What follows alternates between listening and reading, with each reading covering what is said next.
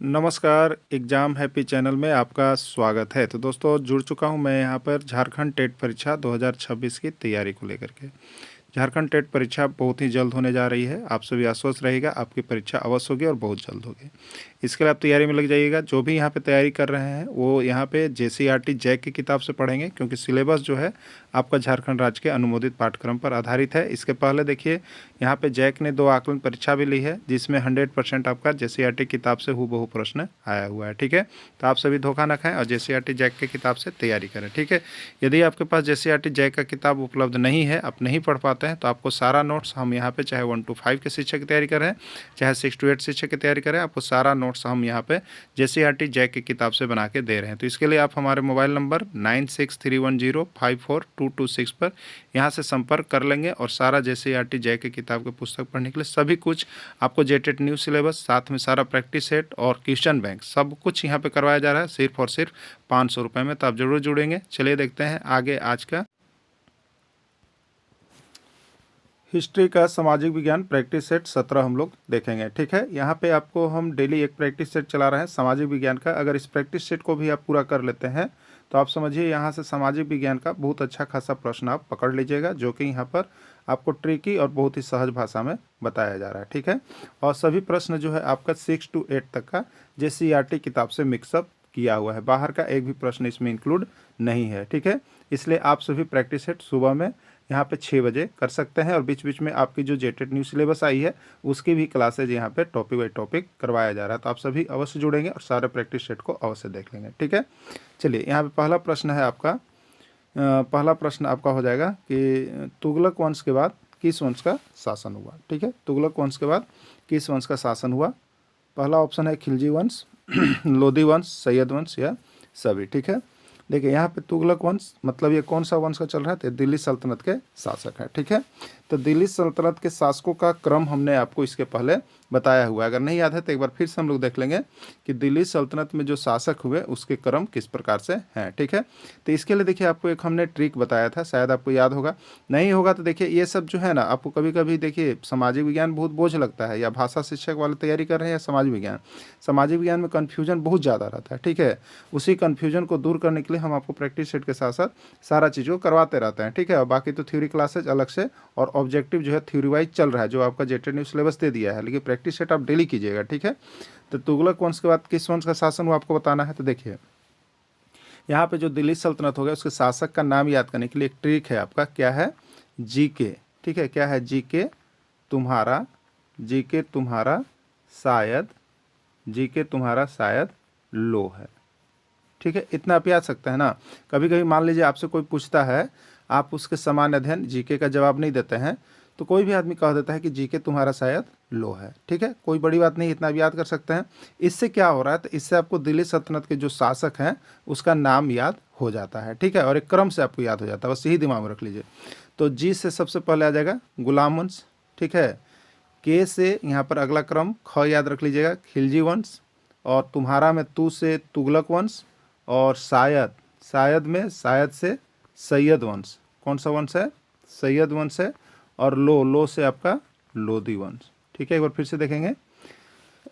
जी से आपका है गुलाम वंश, जी से कौन सा हो गया, गुलाम वंश, और के में ख याद रखिएगा खिलजी वंश, तू से तुगलक वंश। इसको याद कर लेंगे हम लोग कि जीके तुम्हारा शायद लो है। अब इस क्रम के बाद कुछ भी पूछेगा कि गुलाम वंश के बाद कौन शासक हुआ, तो खिलजी वंश के बाद कौन हुआ, तो तुगलक वंश के बाद कौन हुआ, तो सैयद वंश के बाद कौन हुआ, तो लोधी वंश। एकदम बता सकते हैं। और प्रश्न ये सब आए हुए हैं। ठीक है, सभी प्रश्न आपका क्या है, एग्जाम में पूछा हुआ है। तो आप सभी इसको पकड़ने के लिए प्रैक्टिस सेट बनाना शुरू कर दिएगा। ठीक है, तो चलिए तुगलक वंश के बाद किस वंश का शासन हुआ, अब यहाँ पर आप बता सकते हैं। अभी तो आपको बताया हमने जीके तुम्हारा। ठीक है, जीके तुम्हारा शायद लो है। ठीक, यही था ना। गुलाम वंश, खिलजी वंश, तुगलक वंश, सैयद वंश, यानी तुगलक वंश के बाद कौन सा वंश आया, तो शायद से सैयद है, सैयद वंश। राइट आंसर सी हो जाएगा। क्लियर, चलिए नेक्स्ट देखिए। सैयद वंश का स्थापना किसने किया। ठीक है, सैयद वंश का स्थापना किसने किया। ठीक है, सैयद वंश का स्थापना किसने किया, सबसे पहले कुतुबुद्दीन ऐबक। तो सबसे पहला कौन था यहाँ पर आपका, तो यहाँ पर जी के गुलाम वंश, तो गुलाम वंश का संस्थापक कौन था, कुतुबुद्दीन ऐबक। ठीक है, फिर दूसर का बाद कौन वंश हुआ, खिलजी वंश। जीके के का ख पढ़ना है, खिलजी वंश। तो खिलजी वंश का संस्थापक था जलालुद्दीन फिरोज खिलजी। उसके बाद कौन हुआ? तुगलक वंश। तो तुगलक वंश का संस्थापक कौन हुआ? गयासुद्दीन तुगलक। और अगला है सैयद वंश। सैयद वंश का संस्थापक था खिलजी का, याद रखिएगा, सैयद वंश का खिलजी का, ठीक है। चलिए अगला देखिएगा, सैयद वंश के बाद किस वंश का शासन हुआ? बताइए, सैयद वंश के बाद किस वंश का शासन हुआ? ठीक है, हम लोग चलेंगे, एक लिख लेंगे, जीके तुम्हारा शायद लो है, यही था। गुलाम वंश के बाद खिलजी वंश, खिलजी वंश के बाद तुगलक वंश, तुगलक वंश सैयद वंश, और सैयद वंश के बाद लो से लोधी वंश। तो सैयद वंश के बाद किस वंश का? लोधी वंश का। तो राइट आंसर क्या हो गया? सी हो गया, लोधी वंश। क्लियर? चलिए नेक्स्ट देखिएगा, दिल्ली सल्तनत के सभी शासकों में सर्वाधिक समय तक किसने शासन किया? ठीक है, दिल्ली सल्तनत में बहुत से शासक हुए, लेकिन सबसे अधिक समय तक किस शासक का समय जो है दिल्ली सल्तनत में रहा? सिकंदर शाह लोदी का, बहलोल लोदी का, इब्राहिम लोदी का, या कोई नहीं? ठीक है, तो दिल्ली सल्तनत में सबसे अधिक समय तक जो शासन किया उनका नाम था बहलोल लोदी, और ऐसे लोग इतिहास में बकलोल लोदी के भी नाम से जानते हैं। ठीक है, इनका शासन बहुत ही खराब रहा है, तो ठीक, इसलिए बहलोल लोदी लगभग 38-39 साल इनका शासन रहा, तो 38 वर्ष तक शासन किया गया। ठीक है, सिकंदर लोदी का मूल नाम क्या था? प्रश्न आए हुए थे जेटेट में, सिकंदर लोदी का मूल नाम क्या था? ठीक है, ईशान खान, परवरिश खान, निजाम खान, या कोई नहीं? ठीक है, तो सिकंदर लोदी का मूल नाम क्या था आपको बताना है। सिकंदर लोदी का मूल नाम जो था वो आपका यहाँ पे निजाम खान था। क्या था? निजाम खान सिकंदर लोदी को जाना जाता है। भूमि की माप के लिए गज ए सिकंदरी नामक प्रमाणिक माप किसने प्रारंभ किया? याद रखिएगा, प्रश्न सारे जेसीईआरटी किताब के हैं, बाहर के एक भी नहीं है, इसलिए आपको जेसीईआरटी का पूरा निचोड़ दे दिया जा रहा है यहाँ पे। तो आप सभी जेसीईआरटी से यहाँ जो भी प्रैक्टिस सेट या नोट्स आपको बनाने हैं वो सारे कुछ बन के आपको मिल रहे हैं, सिर्फ आपको यहाँ से ले करके जुड़ करके पढ़ने की आवश्यकता है।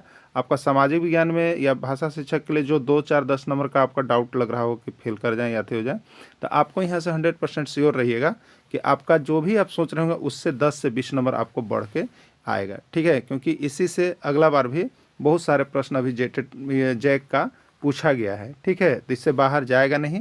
और यहाँ से प्रैक्टिस सेट इसका लगभग हम आपको 50-55 को प्रैक्टिस सेट भी करवा देंगे, उसको भी आप कुल देख के जाइएगा तो आपका सामाजिक विज्ञान का स्कोर बढ़ जाएगा। ठीक है, तो आप सभी जुड़ जाइएगा।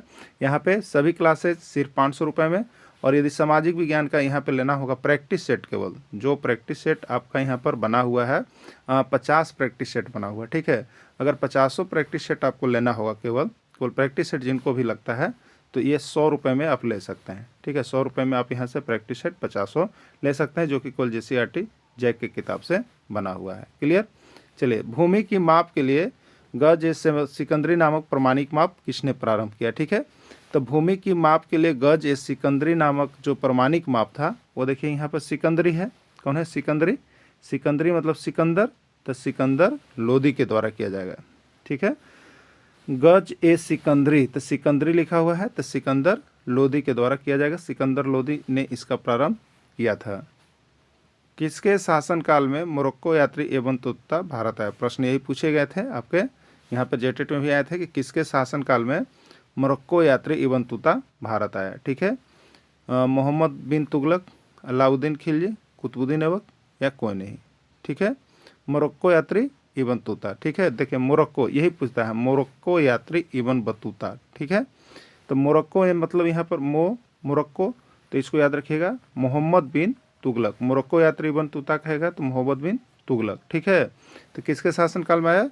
मोहम्मद बिन तुगलक के शासनकाल में भारत आया। ठीक है, राइट आंसर इसका ये हो जाएगा। मोहम्मद बिन तुगलक के समय की घटनाओं का वर्णन किस पुस्तक में लिख किया गया है? ये पुस्तक का नाम भी आया हुआ था, ये पुस्तक का नाम भी आया हुआ था। अब बहुत लोग कहना था कहाँ से प्रश्न आया, पता नहीं चल रहा है। ठीक है, सब प्रश्न तो जेसीईआरटी से छपा था। ठीक है, प्रश्न ये भी पूछा था, एक देखे होंगे आप कि अशोक के दादा क्या नाम था, जो आपको हमने बताया। तो ये सब सभी कोई क्या किया था, जो अच्छे से पढ़ के गए थे जेसीईआरटी उन लोग मार के आए थे, स्कोर बहुत ही अच्छा किया था। ठीक है, तो अबर बार भी वही है, 2016 में भी वही है, अबर भी वही होने वाला है। ठीक है, मौका चुकना नहीं है, मौका चुकने के बाद क्या होगा? कुछ नहीं होगा, इसलिए आप सबसे पहले इसको कवर अप करके ही जाएं। ठीक है, तो मोहम्मद बिन तुगलक के समय की घटनाओं का वर्णन किस पुस्तक में किया गया है? रेहला, हेपरा, चित्रपुर, लहेरा। ठीक है, तो मोहम्मद बिन तुगलक के समय की घटनाओं की जानकारी रेहला में दिया गया है। रेहला एक पुस्तक है जिसमें मोहम्मद बिन तुगलक के समय कौन कौन सी घटनाएं हुई है उसका उसमें जानकारी दिया गया है। ठीक है, चलिए अगला है फिरोजाबाद व जौनपुर शहर को किसने बसाया? फिरोजाबाद व जौनपुर शहर को किसने बसाया? मोहम्मद बिन तुगलक ने, फिरोज शाह तुगलक ने, गयासुद्दीन तुगलक ने, या सभी। ठीक है, फिरोजाबाद और जौनपुर शहर प्रश्न एकदम इसी तरह से रहता है, याद रखिएगा, किसने बसाया। ठीक है, फिरोजाबाद में नाम क्या रहा? देखिए फिरोज, क्या रहा है? फिरोज। ठीक है, तो क्या करेंगे हम लोग? फिरोज शाह तुगलक। फिरोजाबाद में नाम क्या रहा? फिरोज शाह तुगलक। ठीक है, फिरोज शाह तुगलक ने फिरोजाबाद नामक शहर को बसाया। दिल्ली सल्तनत की समाप्ति के बाद किस नए राजवंश का उदय भारत में हुआ? दिल्ली सल्तनत की समाप्ति के बाद किस नए राजवंश का उदय भारत में हुआ? ठीक है, गुलाम वंश, खिलजी वंश, तुगलक वंश या मुगल वंश। देखिए समझ लीजिए बात को। दिल्ली सल्तनत के शासक को बता दिए आपको। सबसे पहले था गुलाम वंश, फिर खिलजी वंश, फिर तुगलक वंश, फिर सैयद वंश और फिर लोधी वंश। ठीक है, ये लास्ट था लोधी वंश। ठीक है, लोधी वंश का शासक अभी कौन चल रहा था? इब्राहिम लोधी था। कौन था? अंतिम इब्राहिम लोधी था। ठीक है, कौन था? इब्राहिम लोधी था। इसी इब्राहिम लोधी को युद्ध करना पड़ता है बाबर के साथ। किसके साथ युद्ध करना पड़ता है? बाबर के साथ। और बाबर के साथ जब युद्ध होता है तो इब्राहिम लोधी का क्या होता है? हार होता है। ठीक है, हार होता है। यह घटना कब की है? तो ये पानीपत का प्रथम युद्ध, पानीपत का प्रथम युद्ध जो 21 अप्रैल 1526 ईस्वी, यानी 1526 याद रखेगा, 1526 ईस्वी में हुआ था। तो यहाँ पर इब्राहिम लोधी की हार के बाद बाबर का जीत हो गया। अब बाबर जो जीत हुआ तो उसने कौन सा वंश का वहाँ पर नींव डाला? मुगल वंश। कौन सा? मुगल वंश। यानी दिल्ली सल्तनत की समाप्ति होती है और मुगल वंश का नींव पड़ जाता है। ठीक है, तो यही आपको हो गया कि दिल्ली सल्तनत की समाप्ति के बाद किस नए राजवंश का उदय? तो यहाँ पर राइट आंसर डी, मुगल वंश के नए राजवंश का उदय हुआ। क्लियर? चलिए नेक्स्ट। किस युद्ध के बाद दिल्ली सल्तनत समाप्त हो गया? कौन सा युद्ध के बाद दिल्ली सल्तनत समाप्त हो गया? बताइए। अभी तो हमने आपको बताया कि कौन सा युद्ध में दिल्ली सल्तनत समाप्त हुआ। तो पानीपत का वो प्रथम युद्ध था जिसमें बाबर ने क्या किया? इब्राहिम लोधी को हार करा दिया है, इब्राहिम लोधी को हरा दिया। ठीक है, देखिए बाबर के बारे में आप जान रहे होंगे। बाबर जो था बहुत ही शक्तिशाली शासक था और बहुत ही दिमाग का तेज था। ठीक है, उसने 4 युद्ध किया। क्या युद्ध किया? 4 युद्ध किया। और यही उसकी खासियत है कि चारों युद्ध में विजयी रहा, चारों युद्ध में विजयी रहा बाबर। ठीक है, तो आपसे पूछेगा कि पानीपत का प्रथम युद्ध किसके बीच हुआ? तो बाबर और इब्राहिम लोधी के बीच हुआ। किसकी जीत हुई? तो बाबर की जीत हुई। ठीक है, अब ये भी आपको हम बताए थे कि बाबर के द्वारा कौन सा युद्ध किया गया। ठीक है, बाबर के द्वारा कौन सा युद्ध किया गया ये भी बताए थे आपको हम। ठीक है, तो बाबर के द्वारा 4 युद्ध किया गया था। कै गो युद्ध किया गया था, इससे पूछा जाता है तो मुख्य रूप से 4 युद्ध का विवरण मिलता है। 4 युद्ध किया गया था। वो चारों युद्ध का नाम क्या है? तो आपको ट्रिक बताए थे, पान खा चल घर, पान खा चल घर। ठीक है, पान से पानीपत का प्रथम युद्ध, खा से खानवा का युद्ध, चल से चंदेरी का युद्ध और घर से घाघरा का युद्ध। 4 युद्ध किया। ये चारों युद्ध में बाबर विजयी है, याद रख लीजिए, चारों युद्ध में बाबर विजयी है। ठीक है, इस युद्ध का आप क्रम भी याद रख सकते हैं, कब कब हुआ। तो देखिए ये पहला एकदम लगातार युद्ध हुआ था तो 1526 ईस्वी। ये कब हो गया बताइए? 1527 ईस्वी। ये कब हो गया? 1528 ईस्वी। और ये कब हो गया? 1529 ईस्वी। इसके बाद मृत्यु है। ठीक है, तो इस तरह से बाबर ने 4 युद्ध लगातार किया और चारों युद्ध विजयी रहा। ठीक है, क्लियर। पानीपत का प्रथम युद्ध किसके किसके बीच हुआ? अभी बता दिए। पानीपत का प्रथम युद्ध उस समय लोधी वंश का शासक था, शासक उस समय था इब्राहिम लोधी, यानी बाबर और इब्राहिम लोधी के बीच हुआ था। 1526 ईस्वी में हुआ था। राइट आंसर ये हो जाएगा। विशिष्ट अद्वैतवाद दर्शन का प्रतिपादन किसने किया? देखिए ये दर्शन से जो है एक प्रश्न रहता है आपका, और आपका जेसीईआरटी किताब में क्लास 8 में पूरा दिया हुआ है। ठीक है, तो आप वहाँ से भी कवर कर सकते हैं। यानी देखिए जेटेड 2026 में आपको कोई कसर नहीं छोड़ना है, याद रखिएगा, कोई कसर नहीं छोड़ना है, आपको याद रखना है, ठीक है। तो ये कोई कसर नहीं छोड़ना है। तो 50 प्रैक्टिस सेट लगभग 55 बना हुआ है। आप इसमें कभी मिक्सअप भी है जिसमें सब कुछ मिक्स किया हुआ है, हिस्ट्री, ज्योग्राफी, पॉलिटिकल सब कुछ आपका मिक्सअप भी है। तो ये 50 प्रैक्टिस सेट आप यहाँ से बना सकते हैं, ठीक है। 50 प्रैक्टिस सेट आप बना सकते हैं सिर्फ यहाँ से 100 रुपये में, सिर्फ यहाँ से 100 रुपये लेकर के 50 प्रैक्टिस सेट देख सकते हैं। बाकी थ्योरी की क्लासेज अलग चल रही है, उसके लिए अलग अलग आपको रेट रखा गया है। हिस्ट्री के लिए पूरे थ्योरी का जो न्यू सिलेबस बनाया गया है 150, ज्योग्राफी के लिए 150 और पॉलिटिकल के लिए 150 अलग अलग भी आप लेकर के देख सकते हैं, ठीक है। सभी टॉपिक उसमें आपको जेसीईआरटी का कहाँ कहाँ से आया है, कौन कौन चैप्टर से पढ़ना है, वो भी हम आपको उसमें सारा चीज़ बता दिए हैं, ठीक है। और बाकी अभी बन रहे हैं, बहुत सारे बन गए हैं, आप यहाँ से जुड़ करके तैयारी कर सकते हैं। नहीं तो 500 रुपये में सभी विषय आप तैयारी यहाँ से कर सकते हैं, क्षेत्रीय भाषा छोड़ कर, ठीक है। तो विशिष्ट अद्वैतवाद के लिए आता है नाम वो रामानुजाचार्य, ठीक है। किसका आता है? रामानुजाचार्य का। रामानुजाचार्य के बारे में हमने यहाँ पे कुछ लिख दिया है, कभी कभी प्रश्न यहाँ से भी आते हैं, ठीक है।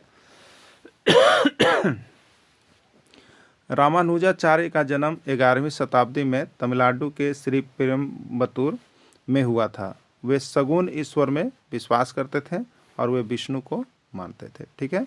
तो ये रामानुजाचार्य का कहानी था। निजामुद्दीन औलिया कौन थे? सूफी संत हैं, अलवार संत हैं, जैन संत हैं या बौद्ध संत हैं, ठीक है। तो निजामुद्दीन औलिया ये एक सूफी संत हैं। कौन थे? एक सूफी संत हैं। सूफी संत एकेश्वरवाद को मानते थे, ठीक है। भारत में चिश्ती संप्रदाय की स्थापना किसने किया? ख्वाजा मोइनुद्दीन चिश्ती, अलवार, शंकराचार्य, रामानुजाचार्य, ठीक है।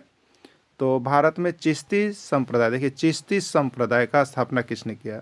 तो चिश्ती रहेगा तो उसमें आ जाएगा ख्वाजा मोइनुद्दीन चिश्ती ने किया, ठीक है। चिश्ती रहेगा तो उसके अंतिम नाम में चिश्ती लगेगा, ख्वाजा मोइनुद्दीन चिश्ती ने किया, ठीक है। राइट आंसर ये हो जाएगा। दिल्ली में लाल किला का निर्माण किसने किया? दिल्ली में लाल किला का निर्माण किसने किया? अकबर, जहांगीर, शाहजहां या बाबर, ठीक है।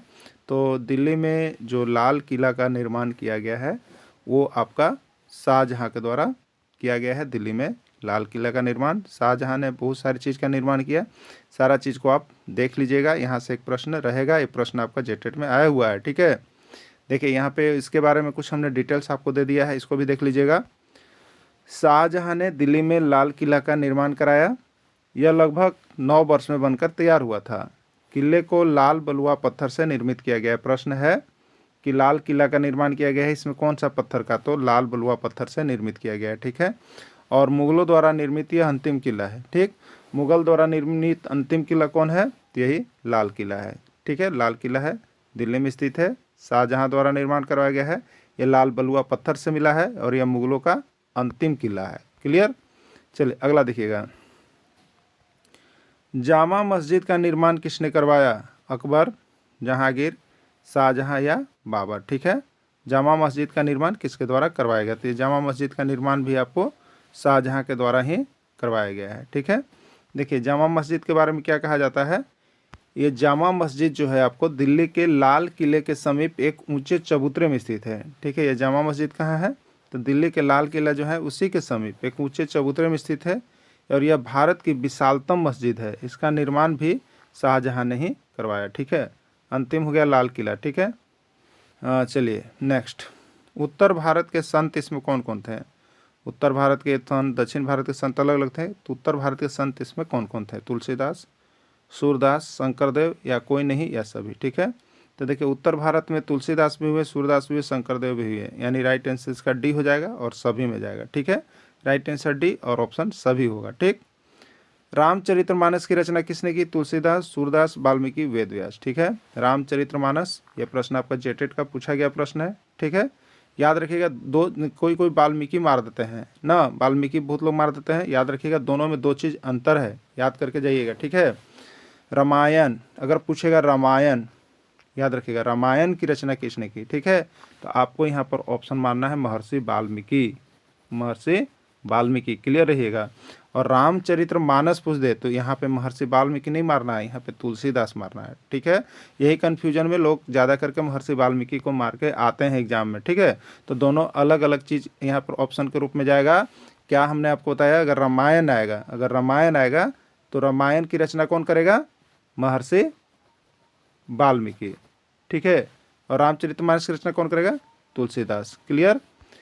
सूरसागर, सूरसरावली और साहित्य लहरी की रचना किसने की? तुलसीदास, सूरदास, मीराबाई या वेद व्यास, ठीक है। सूरसागर, सूरदास, सूरसरावली, देखिए सूर लगा हुआ है सब में सूर लगा हुआ है, स लगा हुआ है, सूर सर लाएगा तो आप उसको सीधे सूरदास में ले जाइएगा, तो राइट आंसर इसका सूरदास हो जाएगा, ठीक है। सूरसागर है, सूरसरावली है, साहित्य लहरी है, इसका रचना किसने किया? सूरदास ने किया, ठीक है। राइट आंसर बी हो जाएगा। देवघर को जाना जाता है बैजनाथ धाम, देवस्थल, भूतघर या कोई नहीं, ठीक है। तो देवघर को हम लोग क्या कहते हैं? बैजनाथ धाम। देवघर को बैजनाथ धाम के नाम जाने जाते हैं। देवघर से एक प्रश्न आपका जेटेट में पूछा गया था, हो सके देवघर से आपका प्रश्न आ जाए, ठीक है, क्योंकि झारखंड का है, झारखंड का आता है, ठीक है। झारखंड का देवघर मंदिर 12 ज्योतिर्लिंगों में से एक है, ज्योतिर्लिंग के रूप में प्रसिद्ध है। सावन के महीने में भगवान शिव की यहाँ पे पूजा आराधना की जाती है। तो पूछता है कि देवघर में कब ज़्यादा भीड़ लगता है, कब पूजा की जाती है? तो सावन के महीने में यहाँ पर की जाती है, ठीक है। देवघर मंदिर का निर्माण किसने करवाया? देवघर मंदिर का निर्माण किसने करवाया? प्रश्न ये भी बहुत बार झारखंड के एग्जाम में आए हुए हैं। राजा टोडरमल, राजा भैरवमल, राजा भोकालमल, राजा पूरनमल, ठीक है। तो देवघर मंदिर का निर्माण किसने करवाया है? राजा पूरनमल ने करवाया है। किसने करवाया है? राजा पूरनमल ने देवघर मंदिर का निर्माण करवाया है। भारत एवं चीन के साथ व्यापार किस मार्ग के द्वारा होता था? भारत एवं चीन के साथ जो यहाँ व्यापार किया जाता था वो किस मार्ग के द्वारा होता था?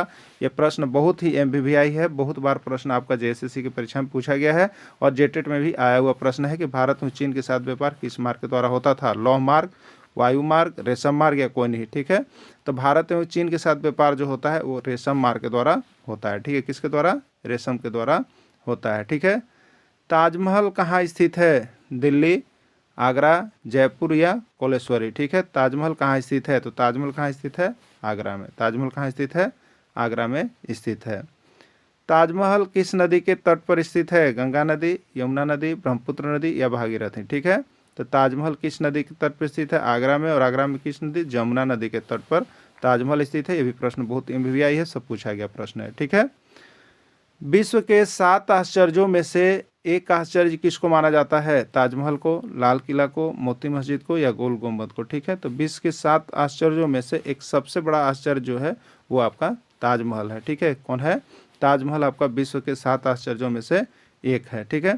ताजमहल का निर्माण किसने करवाया? अकबर ने, जहांगीर ने, शाहजहां या औरंगजेब? तो ताजमहल का निर्माण भी शाहजहां के द्वारा ही करवाया गया था, ठीक है। तो इस तरह से हम लोग डेली सुबह में आप 6 बजे जुड़ करके यहाँ पे सामाजिक विज्ञान या भाषा शिक्षक का जो तैयारी कर रहे हैं वो यहाँ पर प्रैक्टिस सेट कर सकते हैं। और जिनको भी ये 50 प्रैक्टिस सेट चाहिए तो 50 प्रैक्टिस सेट बना हुआ है, वो आपको मिल जाएगा। सामाजिक विज्ञान और भाषा शिक्षक वो ले सकते हैं, उनके लिए अलग से यहाँ पे 100 रुपया